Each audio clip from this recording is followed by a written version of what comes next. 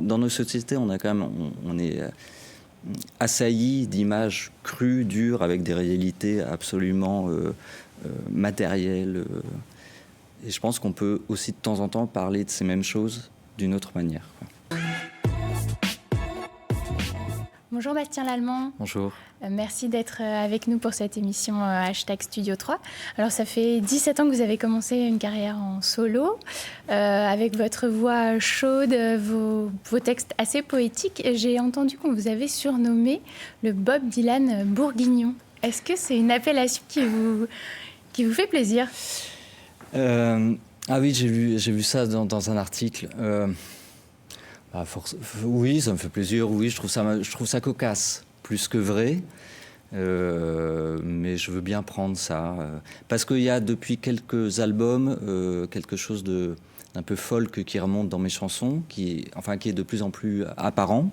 Donc c'est ça qui a fait penser, je pense, au journaliste, qui lui a inspiré cette comparaison. Ouais. La silhouette aussi, peut-être Oui, peut-être plein de choses. Un petit truc nostalgique, mélancolique, folk, je sais pas, ouais, peut-être. Ouais. C'est vrai que le 5e album là, qui vient de sortir, Danser les filles, est assez folk en termes de sonorité. Il est non seulement folk, mais je pense qu'il y a toute la musique vraiment américaine que j'ai écoutée depuis maintenant vraiment des années.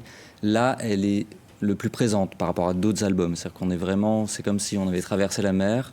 On ne s'est pas interdit vraiment de donner à nos guitares un son américain tel qu'on l'aime, tel qu'on l'a écouté. Nous tous, je parle les musiciens depuis des années. Et cette fois-ci, on ne se l'est pas interdit. On s'est vraiment dit, voilà, les chansons s'y prêtent, les cadences sont un peu blues. Au niveau des accords, il y a quelque chose de nouveau qui est apparu dans mon écriture. Donc on a décidé de l'assumer. Je pense que de mes 4 derniers albums, c'est celui qui a le plus de références américaines, quoi. Il est loin, le premier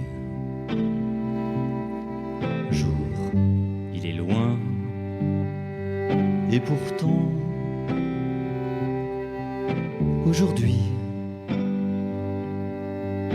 comme hier, je t'en prie, prends ton temps, va tout doucement.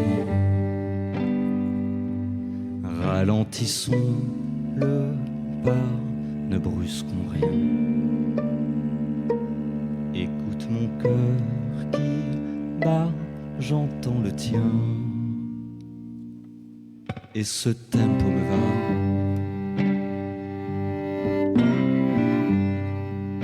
Pour cet album-là, vous avez choisi de vous entourer des mêmes musiciens que l'album précédent. Presque. En fait, les mêmes réalisateurs, c'est-à-dire Sébastien Martel et JP Nataf, qui sont vraiment des gens avec qui je travaille depuis des années, avec qui j'avais jamais fait encore d'album, puisque précédemment, je travaillais plus avec des gens comme Bertrand Belin, Albin de la Simone. Et puis là, sur ces nouvelles chansons, donc en 2014, j'ai eu envie de collaborer avec eux. Et puis on a fait ce premier volet qui était à la Maison Haute, qui était un album où je trouvais qu'il y avait une certaine puissance. Ils ont apporté vraiment quelque chose, un renouvellement de la proposition. Quelque chose de plus crade, de plus... Et j'avais le sentiment qu'on avait, avec ces nouvelles chansons, encore des choses à dire, en studio. Du coup, je leur ai proposé de se joindre à l'élaboration de ce deuxième volet. Voilà. Sans peur de se répéter, plutôt pour continuer une aventure, en fait. On a forcément peur de se répéter, mais... il s'est trouvé qu'on a tout de suite aperçu dans les nouvelles chansons que j'apportais, quelque chose de fondamentalement nouveau. Alors, pour quelqu'un qui voit de loin, c'est des chansons de Bastien Lallemand, il n'y a pas à tergiverser, mais au niveau de l'écriture harmonique, il y a fondamentalement quelque chose de propre à ce disque. Donc on savait qu'on n'allait pas faire le même disque. Et on n'a pas fait le même disque. Ils sont très dissemblables, il y a une face, c'est les deux faces d'une même pièce, peut-être. Il y a quand même beaucoup de chansons qui abordent des thèmes qui ne sont pas forcément évidents. Je pense à l'exil, au départ, au retour aussi. C'est des thèmes qui vous sont chers. Alors d'abord, j'ai, entre ces deux albums, beaucoup voyagé dans le monde, rencontré beaucoup de gens, et je me suis beaucoup mis à distance de notre petit centre névralgique habituel.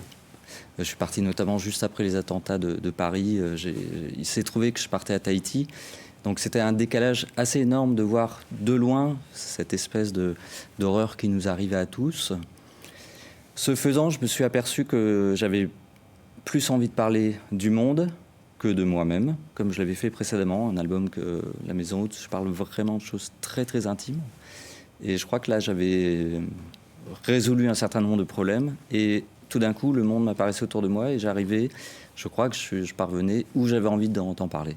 Je parvenais à mieux exprimer des sentiments que j'avais par rapport à ce monde. Donc effectivement, notamment la question des réfugiés que j'aborde dans une chanson, la question de nos engagements, de nos courages, du jour où on n'a plus le courage, etc.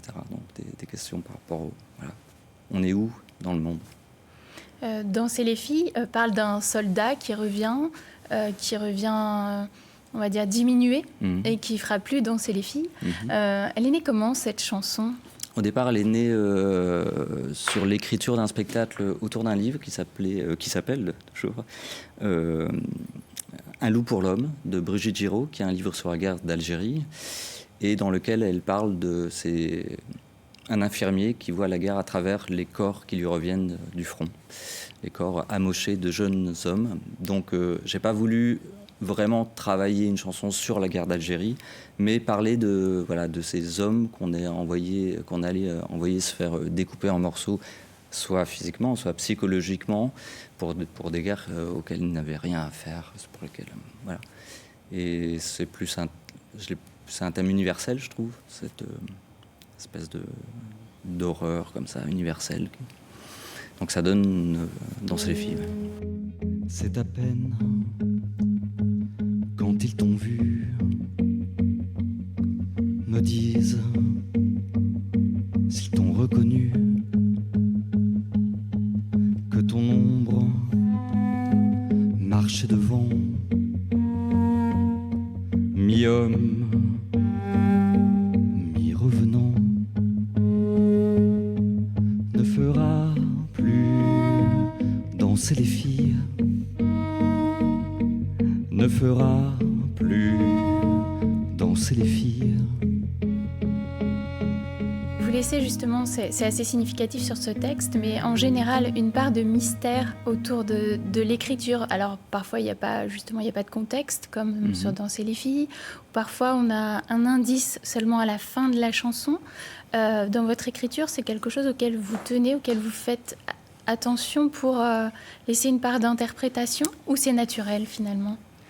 Bon, je pense que c'est devenu assez naturel, mais j'ai toujours peur quand je suis trop littéral, quand je dis trop les choses avec trop de dureté ou de clarté. Tout d'un coup, je me dis c'est trop brut, c'est trop cru.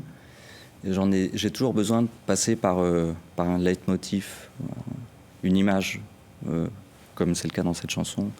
Parce que dans nos sociétés, on est assailli d'images crues, dures, avec des réalités absolument matérielles. Et je pense qu'on peut aussi de temps en temps parler de ces mêmes choses d'une autre manière. Il faut prendre le temps, en fait. Il faut prendre le temps, oui. Se poser. En tout cas, c'est comme ça que j'avais envie de le faire sur cet album, oui. Et c'est ce que vous faites aussi un peu peut-être avec les siestes musicales. C'est une démarche... C'est de la décroissance pure, quoi.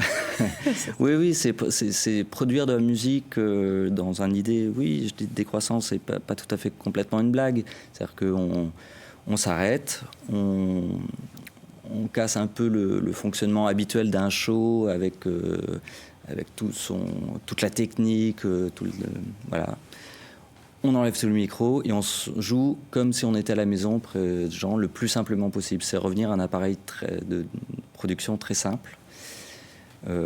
Du coup, on ne peut pas jouer devant des zéniths ou ne serait-ce que 500 personnes. Forcément, ça sera des concerts hyper intimistes. Et c'est ça qui m'intéresse, l'espèce de choses très simples qu'on peut faire à n'importe quel endroit, n'importe quel moment. Voilà. Vous jouez du coup avec des musiciens extrêmement différents et pas seulement vos partitions, aussi les leurs. C'est cette rencontre, cet échange qui vous plaît ou c'est la réaction du public aussi qui est un peu surpris parfois ? Tout me plaît dans les siestes acoustiques. C'est-à-dire que depuis bientôt 10 ans que je l'ai fait, je me rends compte que c'est pour moi déjà une source d'inspiration incroyable, puisque tous les week-ends, je joue avec des artistes différents, donc c'est quasiment comme si j'avais une masterclass tous les week-ends. Je peux rentrer dans les grilles harmoniques d'un tel et d'un tel, donc c'est quand même très intéressant. Des artistes qui viennent d'un peu partout, de différents genres musicaux. Et puis, on joue, on s'accompagne les uns les autres, donc ça nous permet aussi de reformuler chaque fois nos morceaux.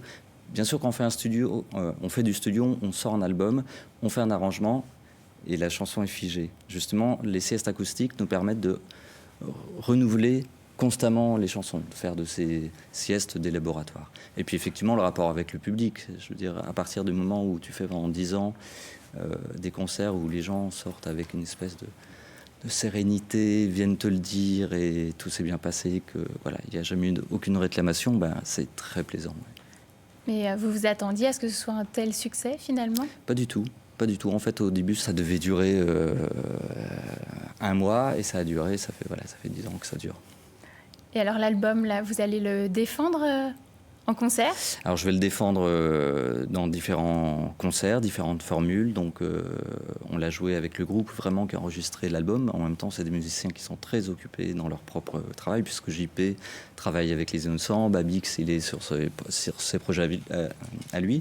Donc forcément, dans l'année, on va recomposer des équipes. Et ça sera quelquefois avec Pierre-Olivier Fernandez et Florent Mascret au violoncelle. Donc là, on change vraiment l'idée de l'arrangement, enfin, des disques.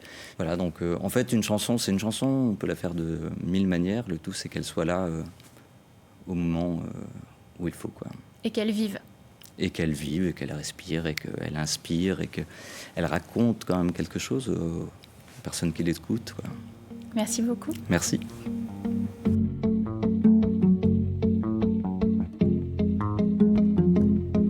Ne fera plus danser les filles, ne fera plus danser les filles, ne fera